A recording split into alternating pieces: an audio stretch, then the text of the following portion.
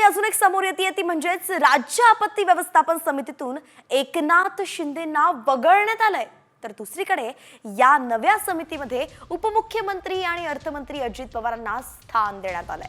त्याचबरोबर महसूल, मदत आणि पुनर्वसन, आपत्ती व्यवस्थापन तसंच आरोग्य मंत्र्यांचाही या समितीत समावेश असल्याचं कळतंय। मात्र या निर्णयामुळे राजकीय वर्तुळात मोठी चर्चा सुरू झाली आहे। शिंदेंना समितीतून डावलण्याचा अर्थ राजकीय धक्का असल्याचं आता मानलं जात आहे। यावरच नुकतंच मुख्यमंत्र्यांनी आता प्रतिक्रिया दिली। माध्यमांशी बोलताना त्यांनी सांगितलं की अशी कुठलीही गोष्ट होत नाहीये, शिंदेंना आपत्ती व्यवस्थापनातून वगळलं हे चुकीचं असल्याचं मुख्यमंत्र्यांनी म्हटलंय। समितीत असणार कदाचित शिंदे साहेबांनी मला आता थोडं दुसरं कामकाज करू द्या, संघटनात्मक बांधणी करण्यासाठी त्यांना पुरेसा वेळ हवाय, म्हणून कदाचित ते त्या समितीत नसावे। वगळलं असे करताय? नाही, वगळलं काही नाही।